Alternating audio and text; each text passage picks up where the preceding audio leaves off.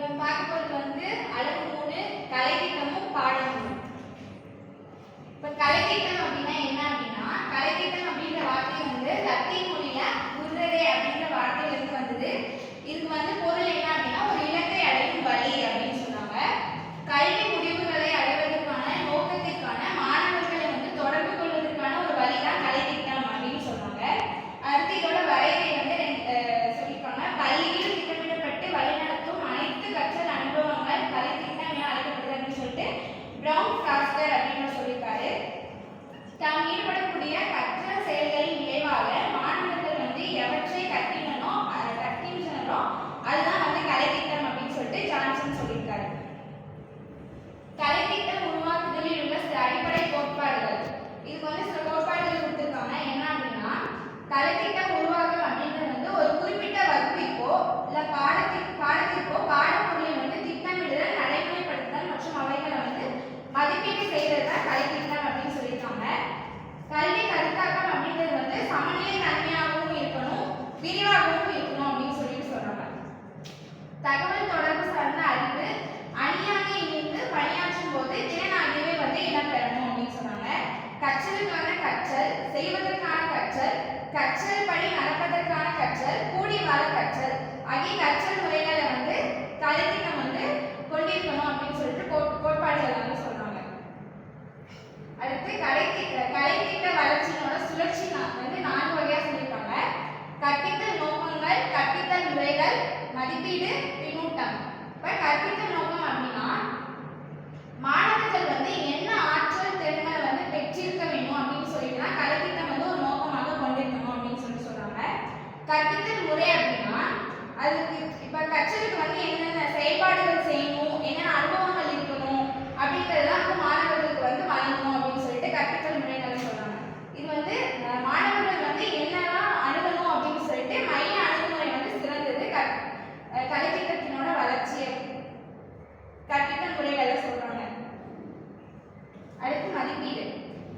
கற்றல் மூலமா, அந்த கலைத்திட்டம் மூலமா மாணவர்களோட நடத்தை மாற்றத்தை வந்து கண்டறிவது அப்படின்னு சொன்னாங்க. கற்றல் கற்பித்த நோக்கம் வந்து எந்த அளவுக்கு மாணவர்கள்ட்ட வந்து எட்டப்பட்டிருக்கு அப்படின்னு சொல்லிட்டு மதிப்பீடு செய்வது.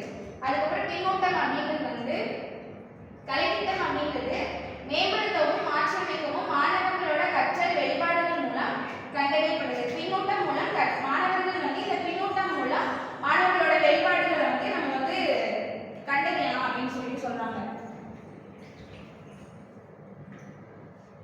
அடுத்து தேசிய கல்விக் கொள்கையில் தாய்மொழி பெருமிடம். தேசிய கல்விக் கொள்கையில தாய்மொழி வந்து எந்த இடத்துல பெற்றிருக்கு அப்படின்னா, தேசிய கல்விக் கொள்கை வந்து எப்போ உருவாக்குச்சு அப்படின்னா 1986ல வந்து உருவாக்கப்பட்டிருக்கு. இது வந்து 1992ல வந்து இந்த கல்விக் கொள்கையை வந்து திருத்திருக்காங்க அப்படின்னு சொன்னாங்க.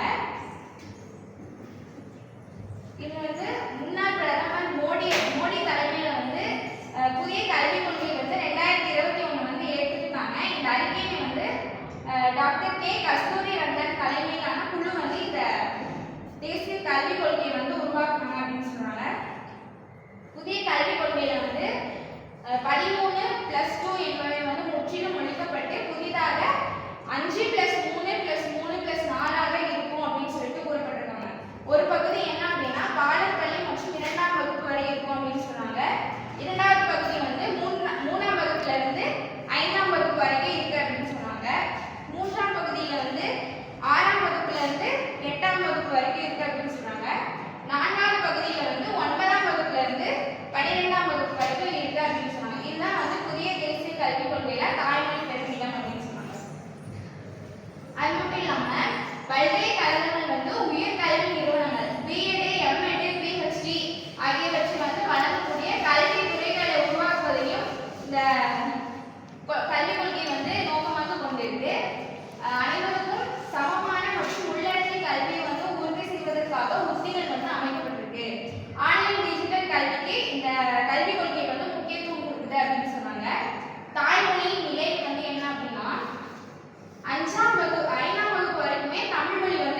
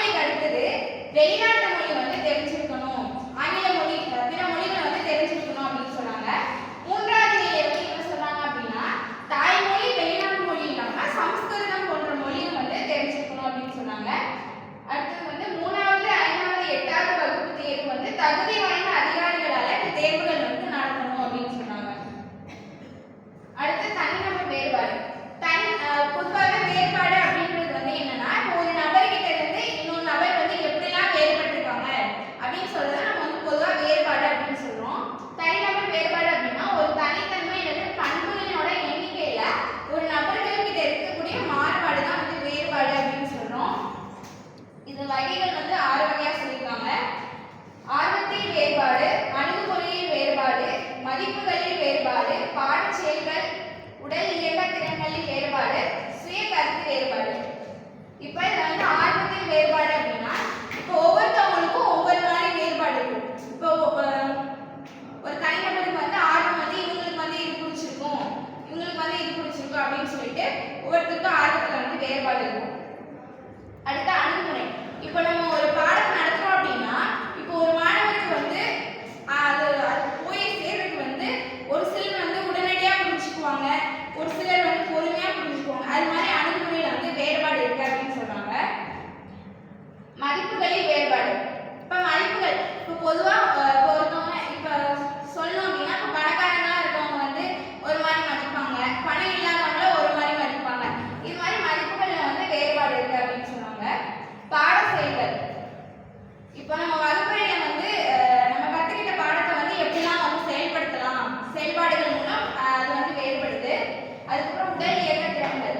உடல் இயக்க திறன்கள் இப்போ வந்து விளையாட்டு இந்த மாதிரி ஈவெண்ட்ஸ்லாம் போகல, அது மாதிரி அவங்களோட உடல் இயக்க திறன்கள் வந்து வேறுபடுது. சுய கருத்து வேறுபாடு. சுய கருத்து வேறுபாடு அப்படின்னா அவங்க வந்து இப்போ ஒவ்வொருத்தரும் வந்து அவங்களுக்கு ஒரு கருத்து இருக்கும் இல்லையா, அந்த சுய கருத்தை வந்து ஒவ்வொருத்தருக்கும் இன்னொரு மாதிரி சுய கருத்து வேறுபாடு வந்து இருக்கு அப்படின்னு சொன்னாங்க. இதுக்கான காரணம் வந்து பரம்பரை வளர்ப்பு முறை. இப்போ பரம்பரை அப்படின்னு எடுத்துக்கிட்டோம் அப்படின்னா வேறுபாடு அப்படின்றது பரம்பரையாகவே ஒவ்வொருத்தவங்களுக்கும் ஒவ்வொரு மாதிரி பண்புகள் இருக்கும் இல்லையா, அது மாதிரி பரம்பரையில வந்து வேறுபாடு இருக்கு அப்படின்னு சொன்னாங்க. வளர்ப்பு முறை அப்படின்னா இப்போ ஒவ்வொருத்தவங்களுக்கு அந்த பண்புகளை வச்சு எப்படிலாம் அவங்க வந்து வளர்த்துருக்காங்க அப்படின்னு சொல்லிட்டு சொல்றாங்க. இதுதான் வந்து காரணங்கள். அதுக்கப்புறம் மாறி வரும் சமுதாயம் அப்படின்னா பாகுபாடும் வெறுப்பும் நாம் மாற வேண்டிய அவசியம் இல்லை, மாறும் சமுதாயம், சமுதாயம் ஏன் மாற வேண்டும். இப்ப பாகுபாடும் வெறுப்பும். இப்ப சமுதாயம் அப்படின்னாலே பாகுபாடு எல்லாத்தையுமே வந்து பிரிச்சு பேசுறவங்களும் இருக்காங்க, வெறுப்பு பட்டக்கூடியவங்களாகவும் இருப்பாங்க. அதுதான் சமுதாயம் அப்படின்னாலே பாகுபாடும் இருக்கும், வெறுப்பும் இருக்கும் அப்படின்னு சொன்னாங்க. அதுக்கப்புறம் நான் மாற வேண்டிய அவசியம் இல்லை, நம்ம ஏன் இந்த சமுதாயத்துக்காக நம்மளையே நம்ம வந்து மாத்திக்கணும் அப்படின்னு சொல்லிட்டு சொன்னாங்க. மாறும் சமுதாயம். அதுக்கப்புறம் சமுதாயம் ஏன் மாற வேண்டும். பாடநூல் பாட புத்தகங்கள். அடுத்தது பள்ளி கல்வியானது பாட புத்தகங்களை சார்ந்துள்ளது. நம்ம கல்வி வந்து எப்பவுமே வந்து புக்ஸ் நோக்கமாக தான் கொண்டு இருக்கு அப்படின்னு சொன்னாங்க. கல்விக்குழு பாட புத்தகங்களை பற்றி கவனம் செலுத்துவதில் மாநில அரசு பாட புத்தகங்களை தயாரிக்க பொறுப்பேற்றுக் கொண்டது. இந்த கல்விக்குழு வந்து மாணவ